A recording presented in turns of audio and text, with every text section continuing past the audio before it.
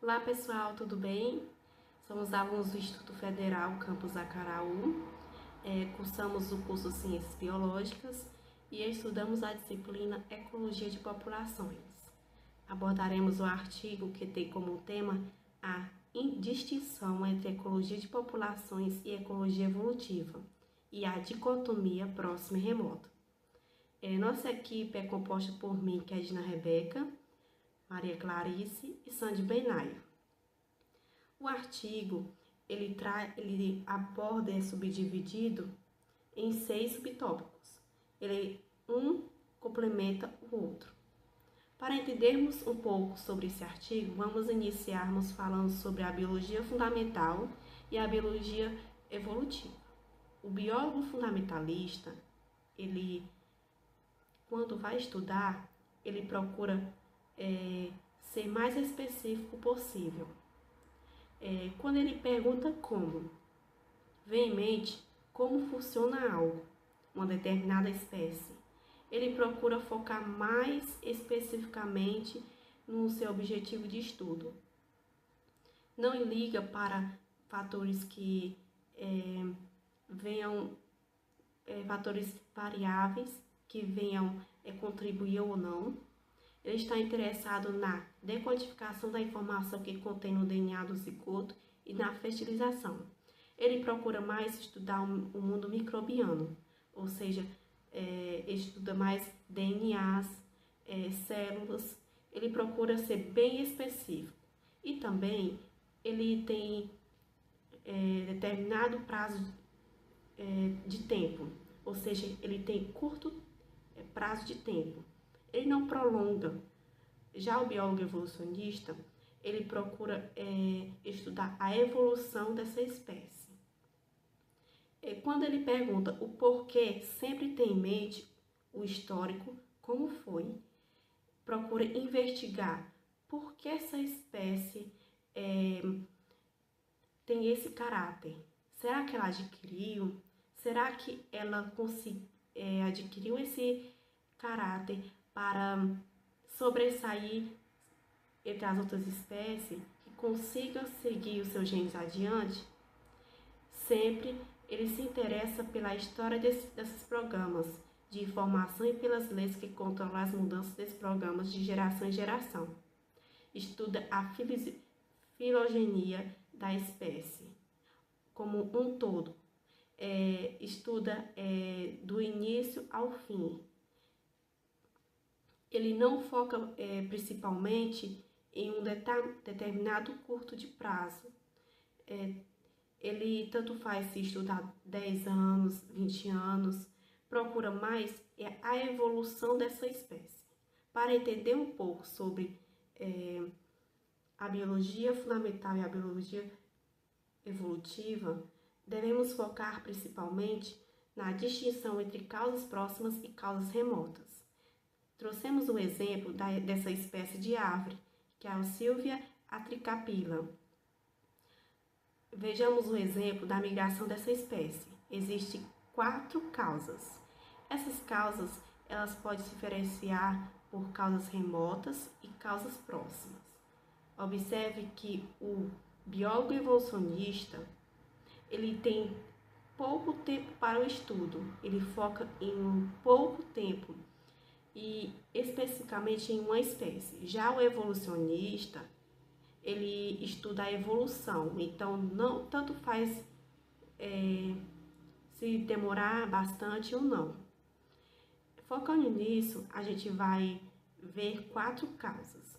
As causas ecológicas, que são se essa espécie não migrar na época adequada, ou seja, no inverno, a ave poderá morrer de fome.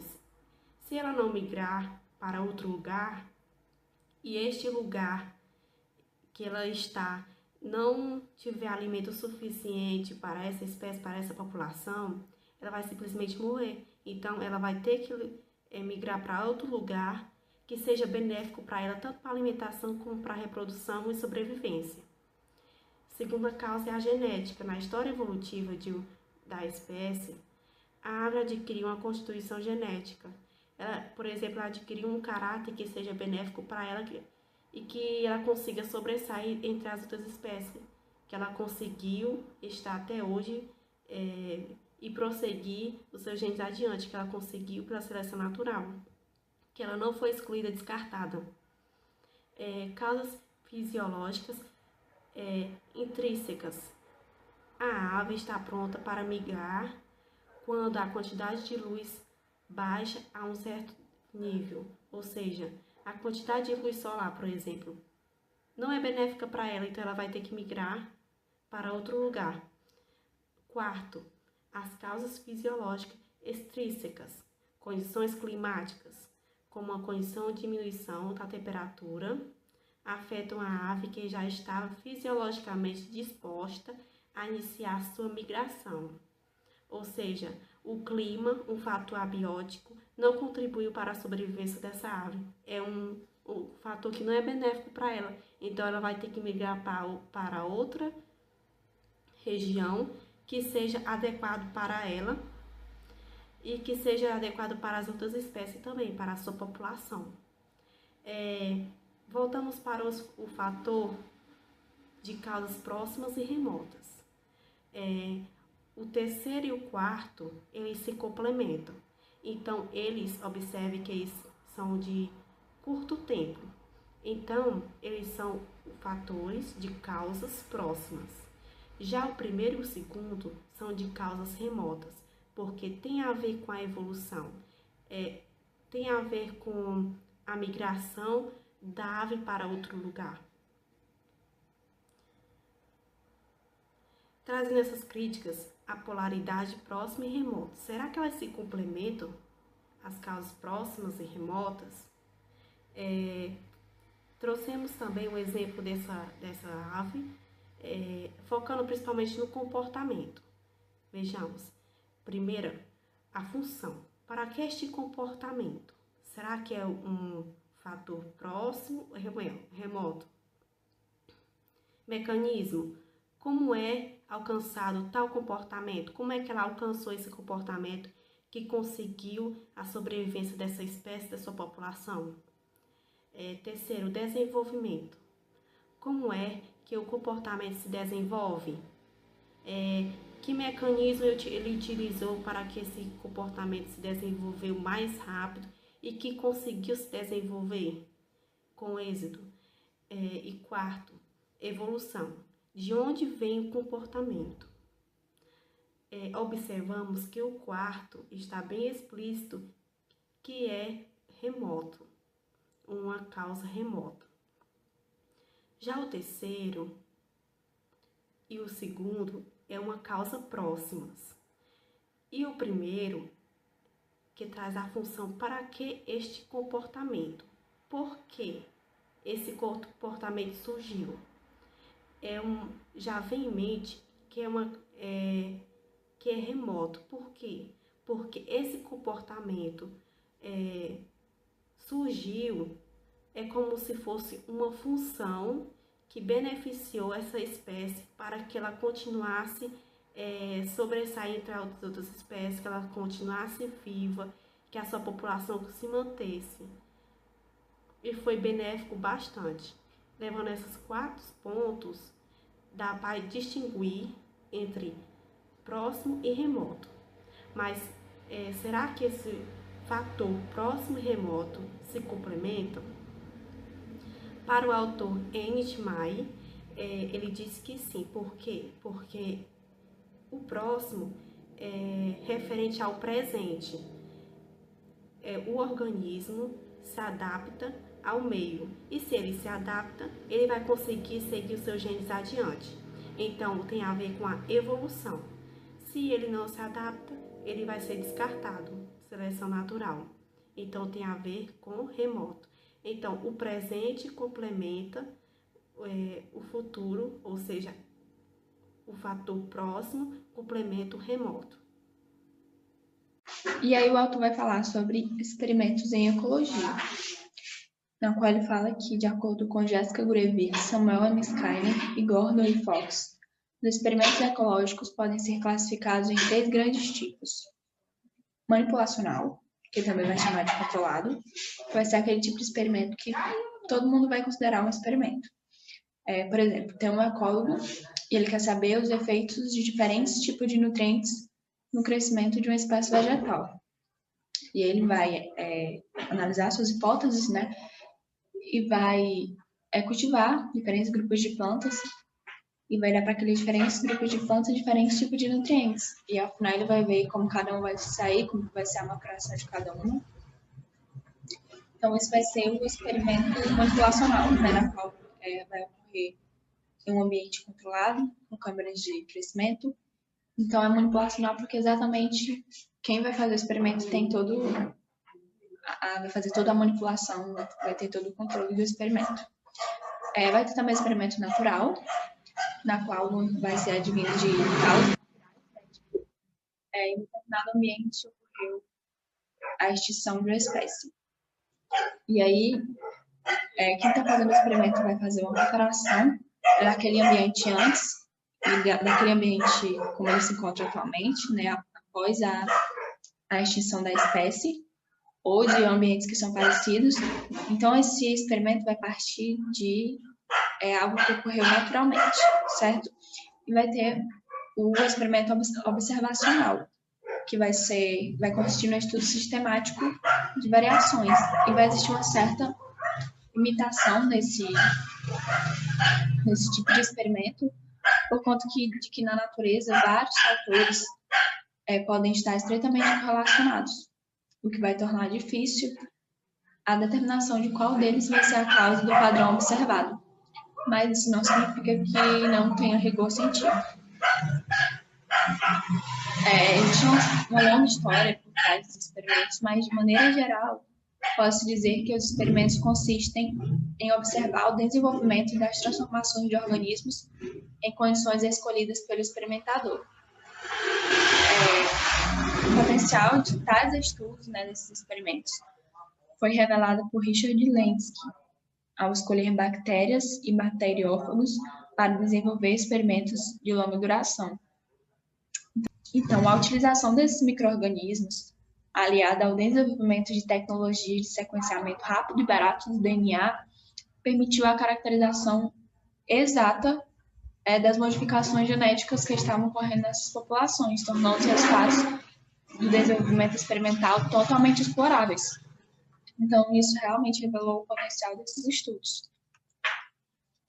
E aí ele fala que comparar os procedimentos experimentais realizados na biologia funcional com aqueles feitos em alguns campos da biologia evolutiva, especialmente no domínio da genética de populações, com todo o seu rigor matemático e experimental, pode servir para que a fronteira entre a biologia evolutiva e a biologia funcional seja vista com maior nitidez, mas sem confundir, né? Sem confundir com essa outra fronteira, que é a que separa uma ciência rigorosamente experimental de uma observacional. E ele fala que é necessário pensar em populações como linhagens. Para verificar o fenômeno evolutivo, é preciso considerar uma população como uma linhagem cuja composição vai se alterando ou preservando ao longo de uma sequência de gerações. E ele vai falar que essas causas remotas, ela vai ser aquela cujo efeito somente se reflete justamente com o devir de tais linhagens. A distinção entre causas remotas e causas próximas pode e deve ser sustentada pelo reconhecimento de que nada poderia acontecer no plano evolutivo sem que nada ocorra antes no plano dos viventes individuais. Então, assim, todos os processos biológicos têm, ao mesmo tempo, uma causa próxima e uma remota. E ele vai falar sobre as pressões seletivas, invariantes seletivos e invariantes ecológicos, na qual ele fala que as diferentes linhagens de seres vivos estão submetidos a uma multiplicidade de pressões seletivas que não obedecem a uma pausa única e uniforme. Pressões seletivas e fatores ecológicos não são a mesma coisa. E ele fala que é necessário que você entenda isso para que ocorra um esclarecimento de como a concepção experimental da causação se aplica à ecologia de populações. E ele dá um exemplo que é justamente o na espécie Bichton betulária, que ficou conhecido como melanismo industrial, que é ali no início do século XIX, na qual existia uma maior vivência ali de mariposas claras. E aí no século seguinte, foi visto que as mariposas de cores mais claras, elas tinham diminuído, que existia ali uma maior frequência agora de cores mais escuras. Justamente que por conta de quando essas mariposas escuras, elas pousavam nos tons que tinham fuligem, era mais difícil de serem predadas. E as claras, por outro lado, elas eram predadas mais rapidamente. E aí, o que ocorreu? Que a seleção natural levou à substituição de linhagens claras por escuras, através de mudanças nas frequências dos genes em resposta a fatores seletivos no ambiente. E aí ele fala que as populações estão continuamente engajadas em relações evolutivas dinâmicas com seus ambientes que formam interações ecológicas. Considerações finais. Ele vai ressaltar muito a importância da dicotomia próximo-remota, né, que vai ser basicamente a biologia funcional e a biologia evolutiva, né, na qual a biologia funcional ela vai se ocupar das causas próximas da fisiologia dos organismos, quanto à biologia evolutiva, que vai abordar as causas remotas, né, que vão ser ali as características existentes nos organismos, com as quais nem sempre é possível fazer experimentos. E aí ele vai ressaltar muito a dicotomia proposta por Ernest May, em 1961, no qual é um recurso insubstituível para entender as especificidades da ecologia a partir da diferenciação de fatores ecológicos e fatores evolutivos, das diferentes pressões seletivas a que estão submetidos os seres vivos. É preciso distinguir a biologia funcional da biologia de organismos e a biologia evolutiva em termos de uma biologia de linhagem. Considerar as populações como linhagens permite compreender a diferença existente entre o modo ecológico e o modo evolutivo de considerar as populações. É isso, obrigada. E desculpe pelos barulhos de cachorro, de carro, de moto. Mas é nóis. Até mais.